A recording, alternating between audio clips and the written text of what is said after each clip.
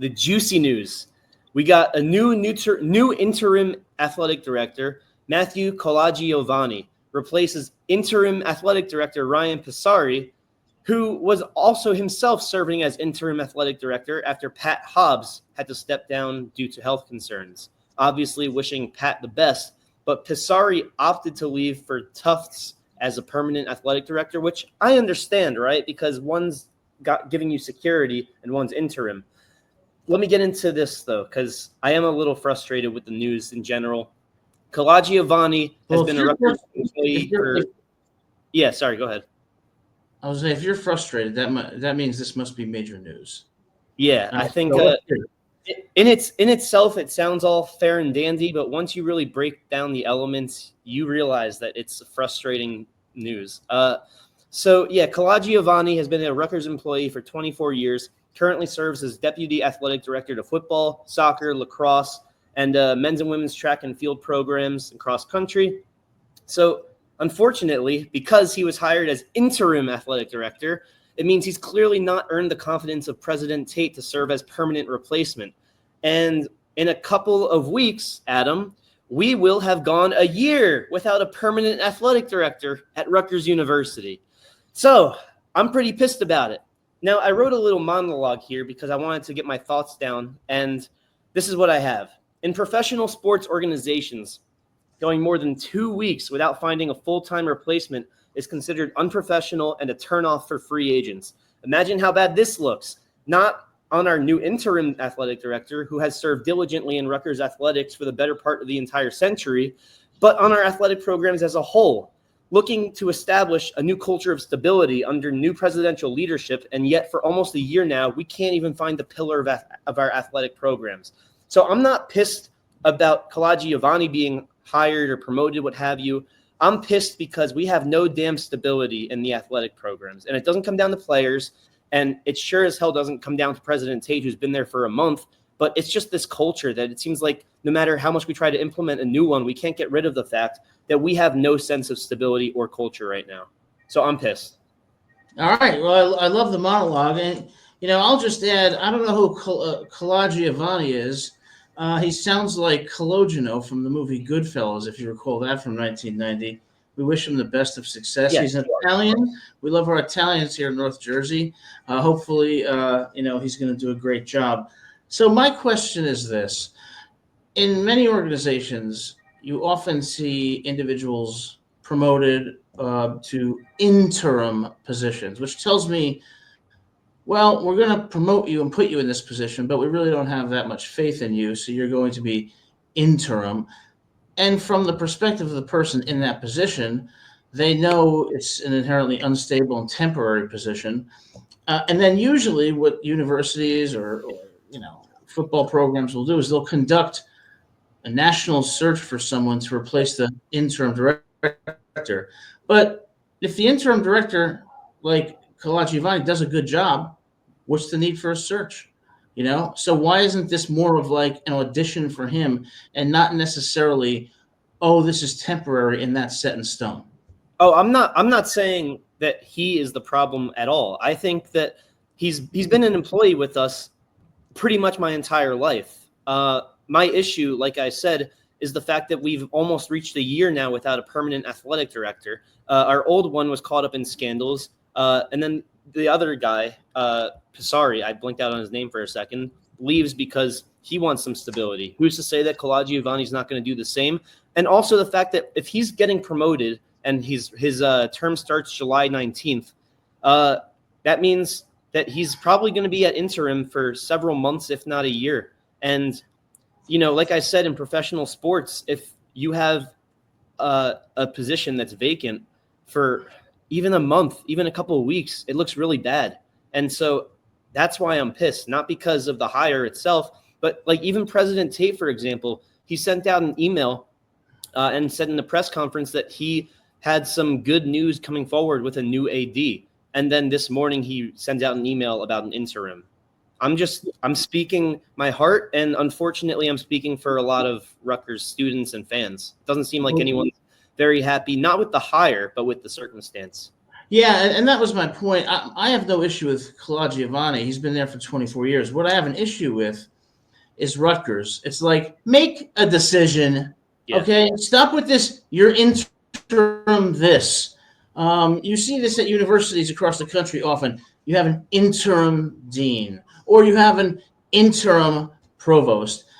Well, make a damn decision. Is the person qualified for the job? Do you have faith in them? Then give them the position and give them your full confidence. Yeah. Otherwise, they're stuck in this, limbo where they don't know if they're going to be staying, whether they're going to be going. And when the administration doesn't signal confidence in you and you're looking over your shoulder to think you're going to be replaced, it's understandably frustrating. And I understand why you're frustrated. It's like at some point, administrations, you have to make a decision and stick by it. Now, as far as President Tate goes, I'm not sure how he was involved in this bureaucratic decision making, but I will say, where he was the former president of LSU. Congratulations to those Tigers for winning the College World Series. Yeah, and that's not the only college sport in LSU that was winning. They had the women's basketball going all the way. Football wasn't winning from 2019, but they were winning shortly before that, and they've always had a winning culture. I still have faith in President Tate. I just think this sort of translates from mainstream politics into almost like scholarly politics, right? Like you're saying one thing, another thing comes out. Maybe you're depending on something else to happen for it to be true, and it kind of doesn't happen. Well, so it looks bad on the president, even if it's not his fault. It still looks bad on him.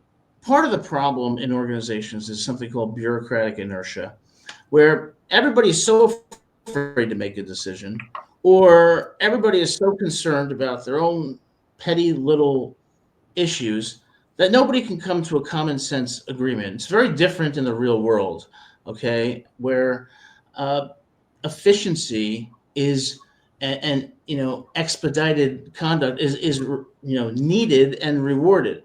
When you have bureaucratic inertia like that, what happens is you get a very mediocre result that really reflects kind of a compromise. Interim athletic director. Yeah. It's like one thing you look for in leadership is, number one, does a leader have values? Number two, do they have a plan on a mission? Number three, do they have a plan on how to get there and achieve it? Well, it starts with making decisions, and this doesn't seem like a decision to me. This seems more like a Band-Aid on a problem that isn't going away. Band-Aid, and interims often are 3 to 6 month windows. Pisari was almost a year-long window.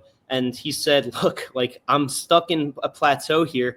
I got to go, and I got to look out for myself and my family and find a position where I know I'm secure. And not only that, it's an upgrade because it's still an athletic director, but it's a permanent one instead of an interim. This hire to me, and specifically the title of the hire with that I word in between or beforehand really, suggests that we're going to have another 3 to 6 months, potentially waste another great year of football and another great roster. And we're going to not waste it in terms of win losses, because how much does that matter for win losses? But culture, spending, all of the business aspects of it, they're going to be stuck on safe mode, because if you're an interim, you're afraid of taking risks. You take one risk that your higher ups don't like, or board of trustees, and they say, look, you're interim, but you're gone now. We're going to get someone else. It's just a very frustrating situation. Yeah, it really is. And that's very well said. And you just hit the nail on the head that relates to bureaucratic inertia. Fear. Everybody's afraid to make a decision. Nobody just makes any attempt to use common sense, and they get stuck in the weeds. What if this happens and that happens? And then you get this, paralysis by analysis, and that leads to interim athletic directors who basically aren't getting a message of confidence, don't know if they're going to be there, and are afraid to do anything that could upset the administration because they know they don't have their backing. And when you don't have the backing of the administration, you are 100% vulnerable, whether you are right or wrong, or whether the truth is on your side. Very sad. Yes. But I think your commentary is spot on and reflects what Rutgers fans think. Yeah, my last point is Giovanni's been here for 24 years now, and he's been working in athletics, in the Department of Athletics, for all 24 years. This is it. This is it for, is he going to be our athletic director, or is he going to pull a Passari and see another opportunity and look out for himself? I mean, this is his last chance, or our last chance, to see him as athletic director. So hopefully he passes the interim test, because we could use some damn stability at that position. I mean, we're trying to build this, for football, Shiano culture. We got rid of the whole gymnastics culture because that was caught up in the old athletic director. And we're trying to turn the page to a new. So hopefully this hire turns into a permanent hire, because I think there's a chance, but who knows? There's only one thing that matters in terms of an athletic director's success. Do your teams win? And that's the irony of it all. The athletic director is judged on things that he or she has no control over. Yeah, but I mean, if you want to look at what you have and what the outcome is, with Passari, it's sad because it technically doesn't come down to him even in the slightest. But you look at that basketball program, and they had 2 of the top 3 recruits, and they were ranked top 10 nationally, and they didn't even have a winning record. These things matter. Well, like we've talked about on many shows, the key for Rutgers is to build a culture, an old school culture that says the standard is a national championship. The standard is perfection. And every day you got to make the choices and decisions, the tough choices and decisions to do things when you don't want to do them, to make sure you're progressing towards that goal. It's called, as Nick Saban would say, the process. And you got to hold people accountable. The players have to hold themselves accountable. And they have to build a culture where, you're building not only better players, but better people that are going to go to the NFL or are going to lead better lives because they're at a prestigious institution like Rutgers. And this season is going to be very telling how far we've progressed. And hopefully the culture is taking hold, because we're getting recruits from around the country. So there seems to be some momentum behind that. But what we got to tell young people these days is, hard work, commitment, dedication, making the right choices. It's been that way for all of time. That's what leads to success. And the coaches got to be tough and hold them accountable, because if you care about your players and your culture, you're not there to be the nice guy. You're there to create a winning program that's going to finally compete in the Big Ten. Yeah, I guess part of my frustration also came in the fact that, during the whole flip season after the spring portal, we had 3 guys leave, and we had nobody come via flip. We had the one Toledo guy, I think he was the Toledo running back, come, but then he flipped back to Bama. Or no, I'm confusing. He didn't flip to Bama. He flipped Virginia Tech, I want to say. Yeah, I think Virginia Tech. So maybe that's part of the frustration too. Is we're seeing guys abandon ship as soon as we're getting momentum, and then we make a move that's anti-stability.